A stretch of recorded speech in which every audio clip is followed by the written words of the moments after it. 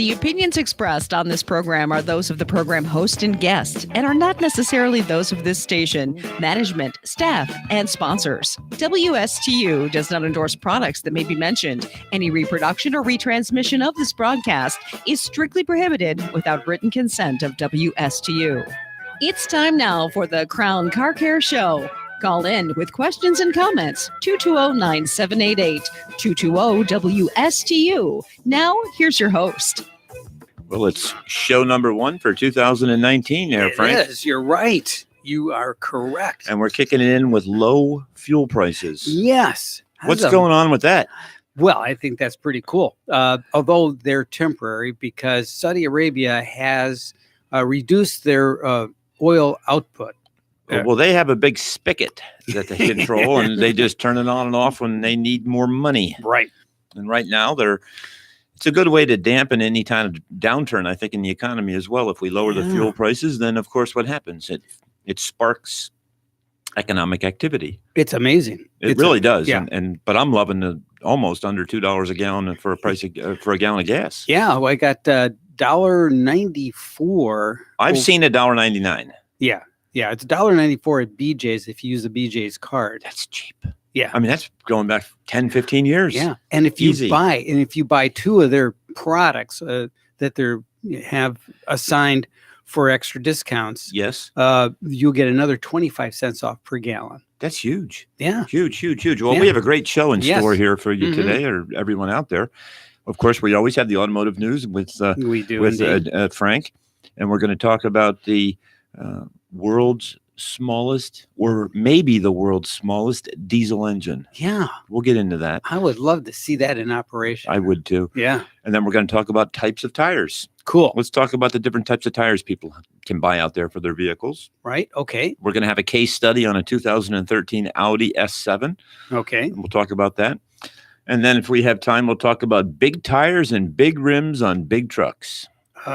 You've seen those big tires, big rims, big trucks. Yeah. What's up with that? I don't know, but we'll talk about it. Okay. Big, and big. Yes. Okay. All right. Super duper. All right. So one of the things that came up in the news recently is the Ford Explorer has a new police 2020 Interceptor that they're going to be introducing. That's right. I've seen on the Explorer, back on the logo on the back of the tailgate, it has many times I've seen it where it says Police Interceptor. Yes. So that must be the high performance, super duper fast one. Yeah. And it's a hybrid. Okay. And it's scheduled to get 24 miles per gallon. Wow. Combined. That's decent. Yeah. Decent for a big SUV. Yeah. My wife drives an Explorer and we love it. Yes. Decent sized vehicle. They're just quality. We've had no issues with them. Some trim and interior issues, some vents breaking, but that's just normal. Okay. Normal stuff. Yeah, and they put cages in there, and they use them for canine units. Yes, too. they do. Yeah. The only big issue I've seen with the Explorers over the years, is, including my wife's, they had a big recall for carbon monoxide. That could be a problem. Poisoning. They would migrate in. I guess the exhaust manifolds were leaking on the engines, and they had to reseal that and some duct work and make it so it didn't migrate into the interior passenger compartment, because that can be a big problem. It's a silent gas that a lot of times you don't know what's in there, and it can make you sleepy and make you black out. Yeah. So it's important stuff. It was all resolved. And again, though, the Ford Explorer, great vehicle. It's on my recommend list for the Crown Car Care. It's a really good vehicle. Okay. Subaru's in the news. They shed more light on their ST1 S209. It is the America's at the International Auto Show debut. It's going to be, I think, one of those crossover cars with electric. Interesting. Yeah. Subarus are good. A lot of people that have dogs like Subarus, I've noticed. Yeah. Just for some reason. They're an off-roady, kind of urban-y yet off-road type vehicle that can get through snow. A lot of people up north in the Maine, up in the Northeast have them. It's just a good utilitarian vehicle that serves the function of what it needs to get done, and yet at the same time, they're nice inside. Right. I have no issues with them. We work on them all the time. I've seen some oil leaks on the motors over the years. Okay. On the Boxer motors, they have some front crankshaft seal leaks. But other than that, the Subaru is a great vehicle. Good, durable vehicle. Yeah. I have a bit of news here for us. Okay, go. I'm going to read this. This is some highlights of 2018.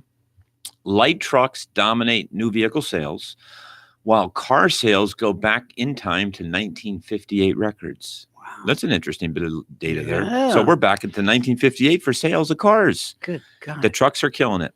Now, here's something that I've had to read 2 or 3 times to really grasp this. Okay. And it really, U.S. sales for each of the 5 largest auto brands, that's Ford, Toyota, Chevrolet, Honda, and Nissan, declined in 2008.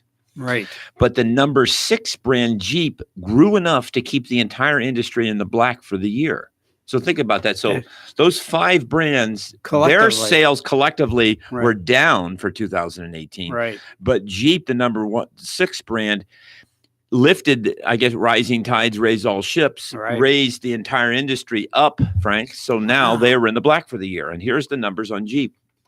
I'm going to tell you, Jeep's killing it. And we Yeah. know who owns Jeep is the Fiat, right? Fiat Group, which Mhm. bought out, Jeep came with the Chrysler Daimler deal that right. Daimler bailed on them, and then it went bankrupt, I guess, or whatever. I don't know if it went bankrupt, but then Fiat Corporation came in and bought them or took them over. I don't know if they bought them. I don't know if it was even given. It could have been given to them. I don't know what the deal was at the time. It wasn't good.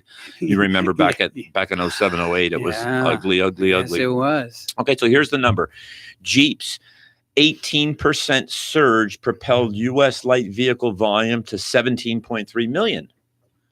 That's 0.6, almost 1% more than in 2017, and the 4th highest of all time. Wow. So I guess that 18% surge from Jeep is what raised the other 5 brands' numbers collectively, is really what I'm trying to Yes, say. Good yes. number and very interesting. Yes. And here's what a senior economist at Cox Automotive, which is just a think tank group that Okay. reports on automotive, he says, clearly Jeep's been killing it. They have the right portfolio at the right time.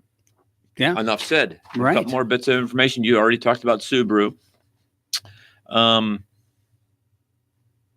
Let's see. Well, Tesla now, Yeah. decent production of the Model 3 Tesla.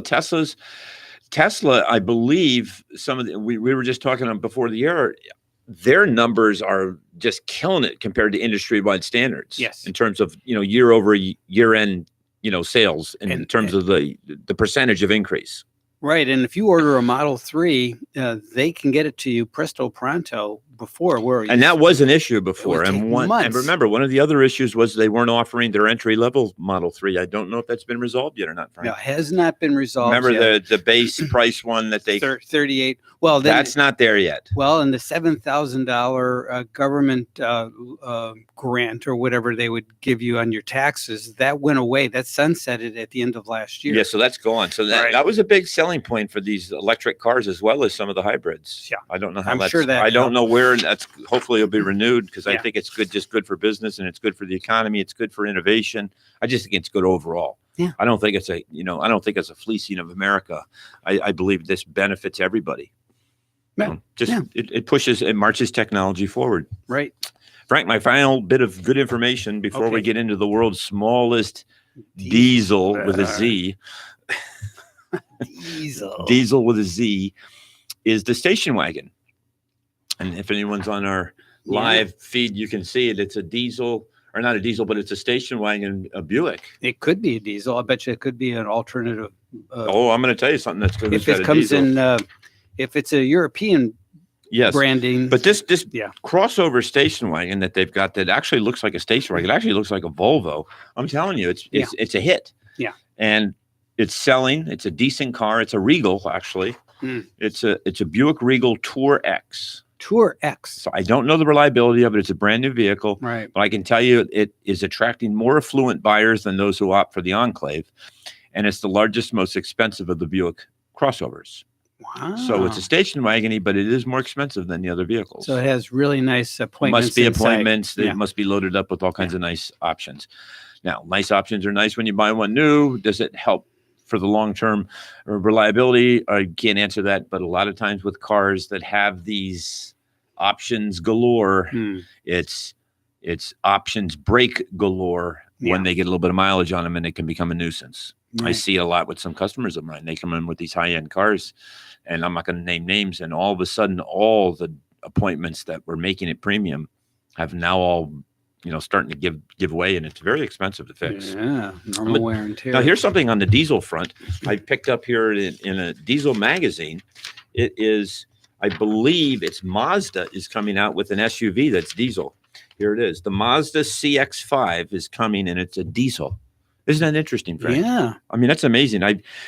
So many diesels have been declining, but now we're seeing they fell out of favor. Now we're seeing a resurgence in the diesels. It's because of the mileage and the power. Yeah. Remember, diesel fuel has about 30% packed in it more energy than gasoline gallon for gallon. That's amazing. I'll repeat that. That explains why trucks use it. That's right. I'll repeat that. And it has to do with the energy content or the BTUs or potential energy that's inside from a molecule standpoint, inside the fuel. Diesel fuel has about 30% inside of the molecules packed in it more BTUs or energy than gasoline equivalent gallon for gallon. Right. Very interesting. That is. So you have it's denser energy. There's more density of energy. And when we talk about hybrids and electric cars, we talk about the density of the batteries. How much energy can be packed inside that battery? Right. Weight. It's usually with weight. Yes. Weight, because what's That's the killer? What's the killer factor on cars that are electric, like Teslas? They become so heavy that they're just a slug on themselves. Right. The weight loads down the mileage, and it just becomes a diminishing returns, is what I would call it. Very interesting. So let's get into the world's smallest diesel. Okay. Now this is, I kid you not, Frank. This thing is about 2 inches tall. 2 inches. 2 inches tall. It was made in 1947. It was for radio-controlled planes. And this small company out of New York, Gotham Hobby, made this diesel. And here's why I come up with the Z. It was DEEZIL. Diesel. And this thing was a little bitty, teeny weeny diesel engine for the mere price of $12.95 in 1947. Now, let's translate that into 2018 dollars. Right. We were at $135. Now we wonder why it failed.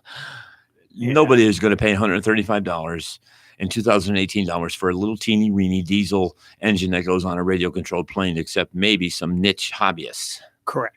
Right. It's just the volume isn't going to be there. Now, granted, back in 1947, I believe the RC plane hobbyists, it was greater. And you know why? World War II ended and people were still in the planes. And it was, there was a lot of talk of planes, and they were propeller powered. And you had the Mustang and all the different planes. Oh, I had a plane too when I was a kid. Did you really? What kinds you have, Frank? Oh, God. I had, I forget. But was it an Estes? I had an Estes Spitfire with a .049 engine in it. Now it burned nitromethane. No, this nitromethane. I forget what the heck this thing burned, but it had the little propeller. Did you have a glow plug where you hook a battery up to it? No. Did you wind it? Yeah. It start up? Yeah. Yeah, I love that stuff. Yeah. I love the smell of it. And it actually had a bomb attached to the bottom, and you would put baking powder or something like that. Yeah. And you pull the pin while the thing is flying, and it would drop the bomb. Oh my gosh, that is cool. Well, this diesel motor had 0.124 cubic inches. 0.124. We're talking diesel trucks. It's usually 350 cubic. This is 0.124. And let's see if I can get more information. Now, the price eventually was dropped from $12.95 to $2.95, and eventually to $1.95. They cheapened up all the parts, and then eventually the thing wouldn't even run. So they were selling just junk. Yeah. Now, it's a highly sought after motor. People that, if you can believe this, in the radio controlled industry or the hobbyists that are in it, this is a highly sought after collectible engine. And the people have now taken these motors and taking them apart and redoing, with today's computer technology with CAD, which is the computer aided design or assisted design with the computers. You can make anything you want, especially with these printers now that can print metal objects and you can machine them down. You can just about make anything you want now custom, and it's not that big a deal. Well, they're taking these diesel engines and they're refurbing them with good stout crankshafts and good pistons, and they're making these diesels actually run. Wow. Fabulous engine. I'd love to hear it. It ran off ports. It didn't have valves. It ran off ports, but it was still a true diesel. The diesel. Wow. It's the world's smallest diesel engine. How about that? That is just, it's kind of neat. If everyone could see the picture here, if you're on YouTube, I'll hold the picture up. You can kind of see it. It's just real neat looking. Yeah. Kind of fun. Okay, so let's get into what Crown Car Care is and what we do. We have 2 locations in Martin County. Of course, you've heard this pitch before. As always, I have a location on Cove Road. I have a location in Palm City. The phone number that you want to reach all of us at, if you want to just remember something real quick, is 772. Frank, what is that number? 781-8000. That's right. That's the hotline number. Joan or Chris will answer it. Chris has been with me for a few years. Mike over at Cove Road, at my Cove Road location. The address over there, if any of you need it, is 4455 Southeast Cove Road. It's about 1.5 miles in from US 1 East. And we've been there for about 11 years now over at Cove Road. Mike's been with me just about the whole time. What a gentleman he is. Come in, see our big fish tank, see our people there, and we can help you with anything you need. We got a big parking lot, easy to turn around in, very convenient. We have a big umbrella out front with a nice table and chairs you can sit out on. It's just a real nice place to hang out. Picnic lunch. You can have a picnic lunch while you're getting your oil changed. I promise you, it's big over there. Nice. It's a big location. And we're just real nice and friendly, and we welcome anyone over there. Ask for Mike. The phone number, if you want that one over there, is 283-4707. 283-4707. I'll repeat that again. Area code 772-283-4707. And see Mike over there at Cove Road. Say hi to our African cichlids, our fish. They're beautiful. And we wish every one of you to come over there, and we can help you out. So. And our Palm City is the 772-781-8000. And that's my pitch for Crown Car Care. Let's get back to the show. Okay. Last week we spoke about recalls. Yes, we did. And you wanted to ask me a question, and let's get right to the meat and potatoes of it. Right. So the question is, if you have a recall, can you bring it to your favorite automotive repair shop to That's an interesting question, and here's the only wildest case scenario that I could see it happening. The answer is flat out is no. Okay. It's got to go back to the dealer of origin. But I'm going to tell you how it could possibly play out. Okay.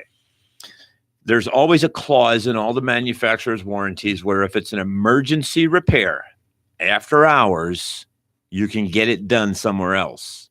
So let's say that you had an open recall, you didn't get a chance to get it in, and that's what failed.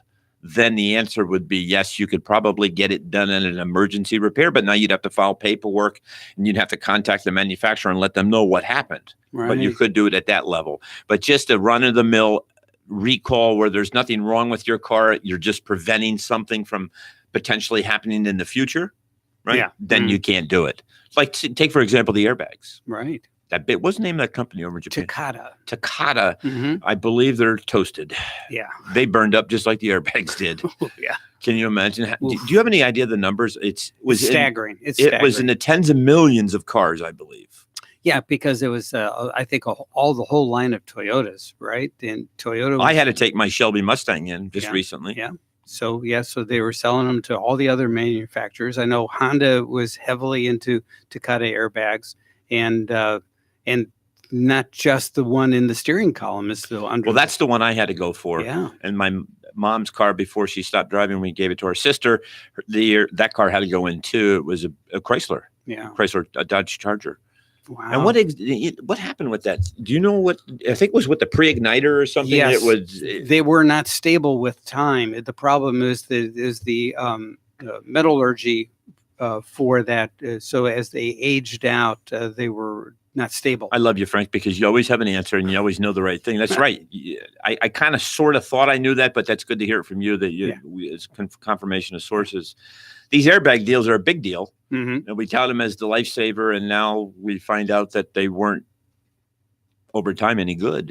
We had to take care of that. Right. And I don't know who footed the bill for that. It was big and ugly. Yes. All I know is because it was the safety of cars, it got taken care of, and it is being taken care of. I think it's in stages too. I don't believe the oldest first, and then they're working towards the newer. Yeah. Because, over time is when it fails. That's exactly right. Right. Yeah. So let's get into, I don't know how much time we have. We got about 3 minutes. Well, let's talk about, warning. let's get into one of our main topics, and then we'll talk about tires. And then after that, we're going to talk about a case study on a 2013 Audi S7, which is one of their premium vehicles. And we have one in our shop, or had one in our shop, and I'll talk about what happens with those.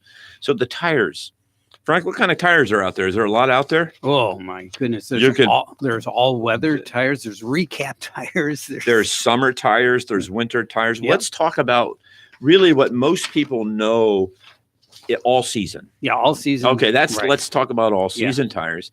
All season tires are generally what comes shipped on a vehicle. If you buy an SUV, generally you're going to get an all season tire. Yeah.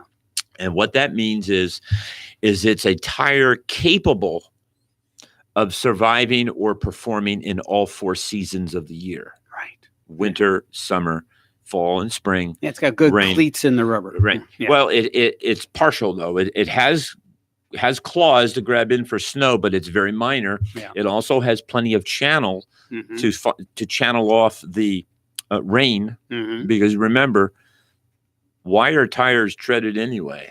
What's the real reason? To keep from hydroplaning. That's right. Yeah. That's right. Because if you look at race cars, look at an Indy F1 race car. It's Yeah. a slick. Yes. It's pure tire. Yeah. Okay. The reason why we have tread out there on cars is for one reason and one reason only. Yeah.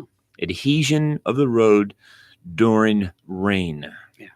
To channel the water away from the grippy parts of the tire so you can still stick to the road and gravity can do its number. Because I'm going to tell you, if you've ever experienced hydroplaning, It is not a pretty experience. it's scary because your car starts to like skate and then it grabs again. Yeah. If you've never felt it, I have felt it plenty. Oof. And it is not good. All right. I've done black ice on a bridge. Oh, sure. Overpass. Oh, sure. That's a lot of fun. That's too. it's basically hydroplaning. Yeah. So we have all season tires. So from an SUV standpoint, most of your SUVs today are shipped with an all season. Mhm. They generally don't last as long as a summer type tire. The tread depth isn't quite as deep as a summer tire. They are grippy though for the winter. Mhm. The tread is generally a little bit softer. So you have adhesion in cold weather, because what happens when rubber gets cold, it gets harder. hard. So you're going to have a softer compound to start with, so you can at least get some kind of bite, even if it's in the snow, which is what, frozen water.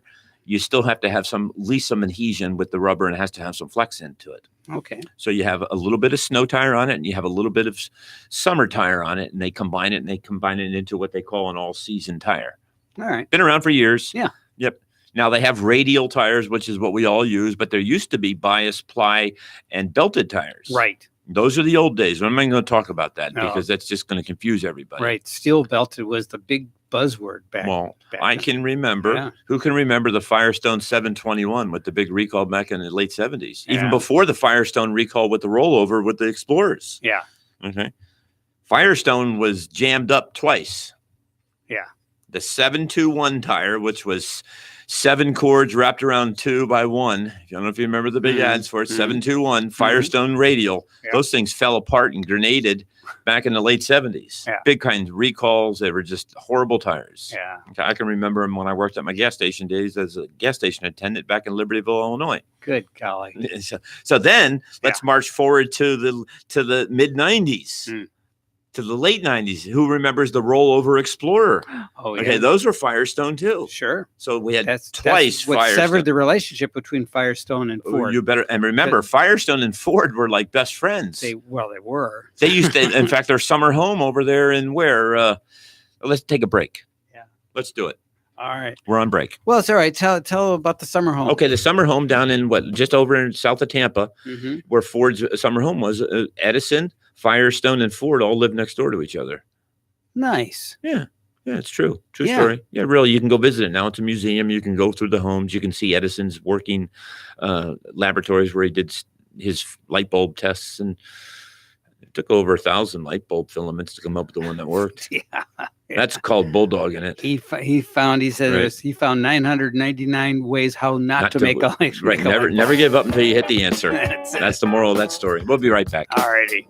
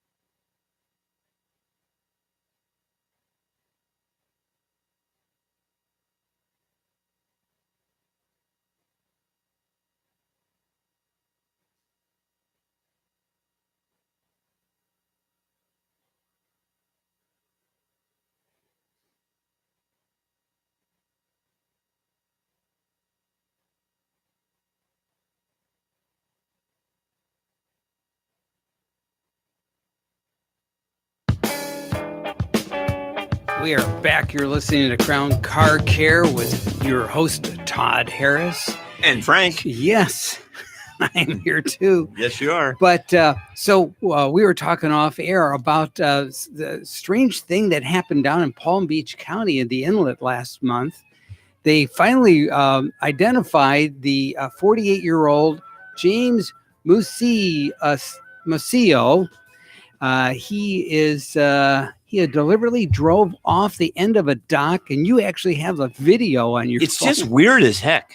About 7 a.m. on December 26th. Now, why would you drive a Ferrari? Now, we know Ferraris, Yeah. you would think that, let's put this in Right. perspective here. A Ferrari 20 years ago cost me $150,000. It's not that way now. Ferraris now are $500,000 and up. Yeah. Do you know what I'm saying here? Yeah. It's no longer like slightly more. Ferraris used to be slightly more than the top Mercedes. Uh-huh. Okay, Frank, these cars are now 400,000 plus, and some of them are up in the $1.5 million range. Wow. So it's a big jump on these cars, and like I say, these are and you know who owns Ferrari, don't you? Fiat. Fiat does. Yeah. Yeah, Fiat owns Ferrari, Yeah, which yeah. owns Chrysler. Yes. And you know who owns Lamborghini, don't you? Fiat again. Volkswagen. Volkswagen. Oh, that's right. Volkswagen. Volkswagen. Yeah. Yeah, Yeah. Volkswagen.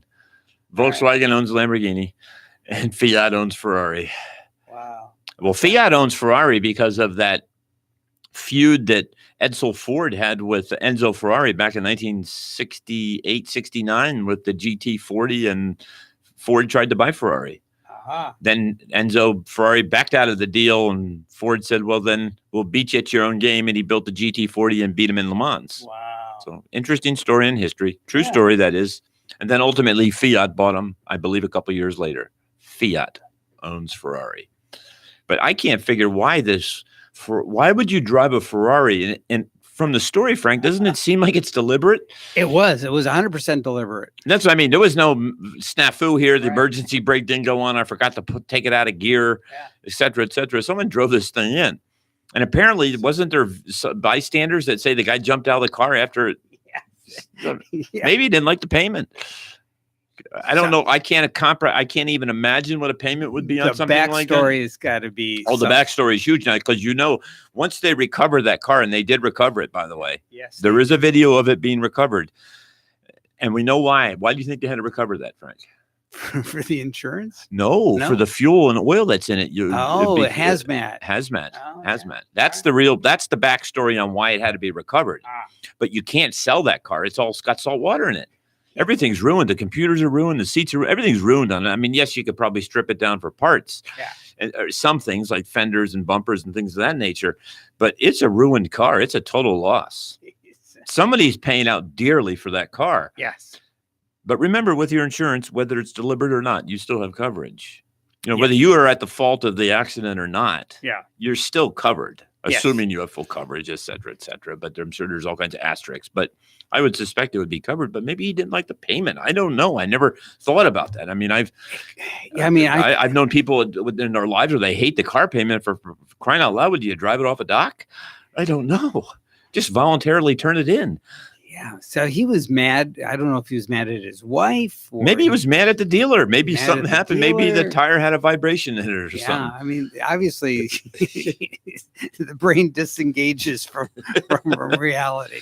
Okay, so But- back to tires. Yes. We talked about the all season tires. Yes. Another tire is a winter tire, and I can remember winter tires, Frank. I'm sure Oh, you snow can. tires. Snow tires up Yeah. in Michigan, right? Yes, I remember studded tires that used to be illegal. Right. Remember studded tires were illegal in certain When I areas. lived in California, you actually had to, especially if you drove on the mountain passes, you Had either, to chains. either chains or studs were allowed. That's right. That's Yeah. right. Mhm. And snow tires, it was, I think I don't know if I've talked about it in this show or not, but I seem to have talked about it at some point on the air. The rite of passage of switching the tires in this winter and spring. Yes. And it My was mother it was a hated that. rite of passage. Oh, yeah. Every year you would go to the service station and get Ah. your snow tires put on. Right. And then when spring came, you'd get and if you really had the coin, you'd have two sets of rims. Right. Oh yeah, no, that didn't. No. happen. So Yeah. some people you had to. I remember working at the gas station. Remember, I worked at a full serve gas Yeah. station. I did this stuff. Yeah. Some people would come in with the loose tires, and Right. you had to break down their other Right. tires on the tire machine. It Coates 4040A. All you people out there, Coates 4040A. How many tires I've changed? Todd's changed thousands of them. Coates 4040A. I love that air sound that Oh yeah. when you Done many of tires in the dead of winter. yes. Cold. Now remember, when Oh. tires are cold, the white wall, the sidewall is stiff. Yes. Okay, so you had the snow tire switch over, and Yeah. some people, again, if you had the money, you'd had the extra rims, so all we had to do was unbolt them from your car and bolt on your tires. Mm. If you didn't, you had to switch it over with the machine. So those are winter tires. Up north, people still deal with that. Mm. I'm seeing it less and less, though. I was just up to my sister's house about a month and a half ago, 2 months ago, and I didn't see much about. I was kind of sniffing around to see if winter tires were still around. Did people do it? All season tires have gotten so good, Frank, that a lot of people are just foregoing the winter tires. And our winters are less and less now. They say because of global warming. I don't know the reasons. Could be cyclical, but the reason is we are having warmer winters. Yes. So we're having less snow, less ice. So the need for winter tires is decreasing. Right. I can remember back in the 70s and early 80s how much it would snow in Illinois. We had to have snow tires or else you weren't going anywhere. In Detroit. You weren't going anywhere. Yeah. Anywhere. Yeah. So you have the snow tires. Then the other type of tire we have is the summer tire. Yes. And that is your standard regular tread type tire.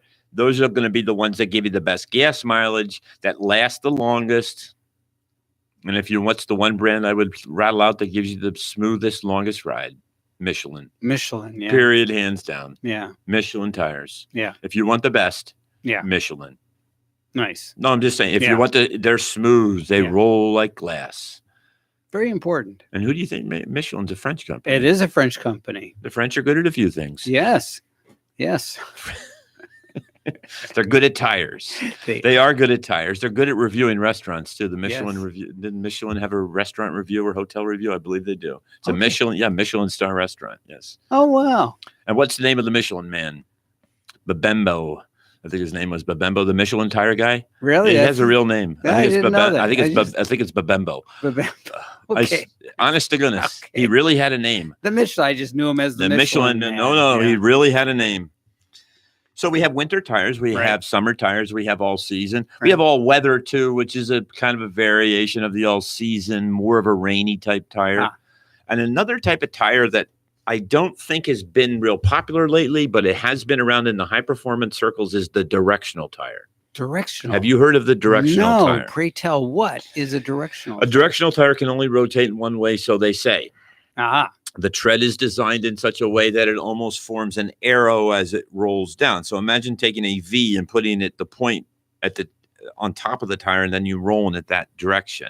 got it. So they're directional. So a lot of cars, Corvettes, a lot of the high performance cars will have a directional tire. Hmm. And what can't you do with a directional tire? You can't cross rotate them. You cannot. So if you have the back has to go direct. So the left front goes to the Direct. left back. Well, assuming they're the same size. Right. Now, a lot of cars like Corvettes they have a different size tire in the back than they do the front. Really? Oh, yes, they do. Yes, sir. Wow. It's a bigger, wider tire in the back. So a lot of cars, you can't rotate them at all. Oh, yeah. So if you get some abnormal tire wear, let's say the camber or caster's off in the rear of the front and you need to correct it mechanically with the car, if those tires are misshaped, guess what? Yeah, new tires. I got news for you. You're buying new tires. Yeah. So it can be very, very expensive. Tires can cost as much as $500 to $600 a piece. Good night. I believe I heard on the Bugatti Veyron, which is also owned by VW. By the way. Bugatti. Yeah. Yeah, Bugatti's owned by VW. Those tires are 4 to That's 5. an Italian company. Bugatti's a French company, actually. It was French? originally, yeah. Wow. Okay. Okay. The Bugatti brothers. One was an artist and one was a industrial designer back in the early 1900s. Nice. Made racing cars that are worth millions and millions of dollars today. Bugatti. Mm-hmm. Bugatti. And what was the symbol for a Bugatti? Anyone know out there?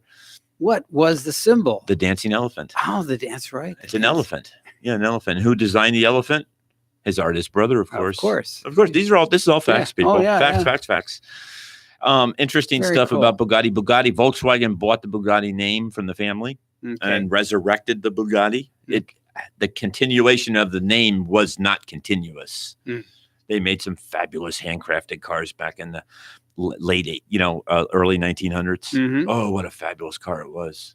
Worth millions. Some are worth 15, 20 million. Good. They made the world's biggest car, by the way, people. Really? It was called the Bugatti Royale, Right. made for royals. Yeah. Okay. No, it was, if you ever saw the car, anyone out there, go to the All Knowing and type in Bugatti Royale, and you will find the most, what's that word? Opulent. Car, Yes. the longest car you've ever seen in your entire life, the Bugatti Royale. Wow. Just a Like monster. a stretch limo. Oh my gosh. It's just something you'd see in a cartoon. It'll be Fred Flintstone's boss would drive it or something. It's just Wow. crazy absurd. Now they made their own engines too, right? Or did they? No, they made their engines Yeah. and their coaches. Now, a lot of the bodywork wasn't made. In the old days, cars were not, the bodywork wasn't made by Was the car maker? no, sir. Hmm. Duesenberg, same way. Yeah. Duesenberg didn't make a bodywork, never. Really? They made a rolling chassis and an engine. Then it was sent off to different people to be made. Same with Rolls-Royce. Ah. Rolls-Royce didn't make their bodies. Mm. They were, look, if you remember GM, Fisher body. Yes. Okay, that was okay. There's a case in point right there. Fisher body. In fact, that was the trick question that we would ask other kids in school was, what is the largest of the GM owned companies? And people some kids would say, Chevrolet, Yes. and the answer is Body by Fisher. Body by Fisher was the largest of all the different corporations of subsets. of General Motors. Yeah, because they made the bodies for all the cars. Okay, so that's a neat factoid. Want to take a break and come back? Let's do it. Let's do it. Let's take a break. All right. Stick with us. We'll be right back.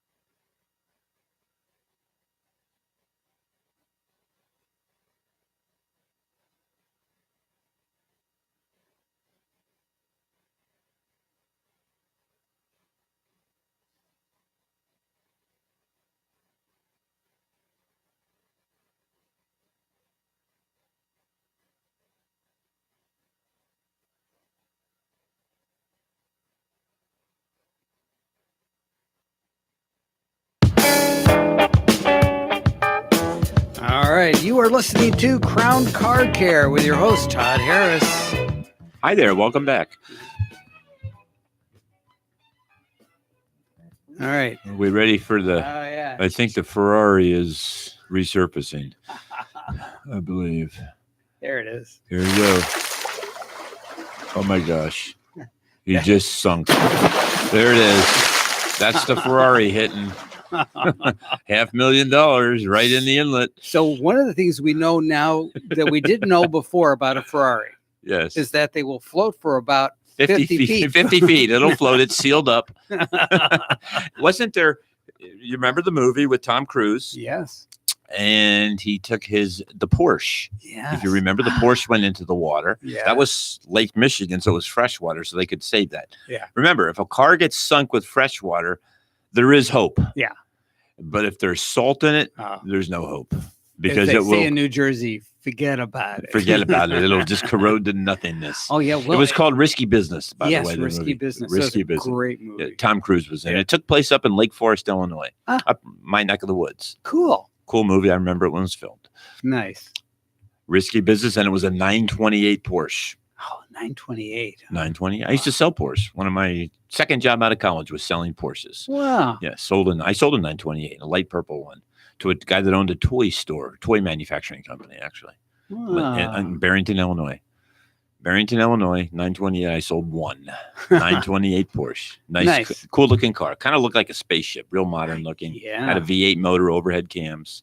Their most expensive premium car. I believe back then it was about almost $100,000 Good God. when I sold it. So Nice. Nice. let's get into our case study before the hour's up. Okay. We recently had into our shop in Palm City. We had a 2013 Audi S7. Okay. One of their premium cars, Frank. It's loaded to the max. I believe it's almost a $100,000 car. Good God. And it has a 4-liter V8 motor, Okay. twin turbo. So 4 it's liter. your twin turbo. Right. Okay. And the Put a turbo on it. turbocharges Yeah. they are spinning turbines that generate positive air displacement pressure, Mhm. and that's boosted back into the motor, and it creates a higher horsepower. So Got it's boosted air going into the inlet side of the motor, Okay. and those turbos are mounted right in the valley of the motor in the V. All right. Okay, so if you look at the motor, think of a big V, make a V with your hand, Right. and in the cradle Right. on the top of the V is 2 big turbochargers. Just a big nasty motor. Hmm. And they do break. And here's 2 points. Anyone else has them. And they were used also in the A7 Audi. They were using some of their SUVs. Here is the caveat. When they hit about 70 to 80,000 miles, Okay. there are 2 things that are going to surface on this 4-liter twin turbo Audi. And we do work on Audis at our shops. I Cool. have all the technology. I have the equipment, scan tools. We have the ability to fix them. Nice.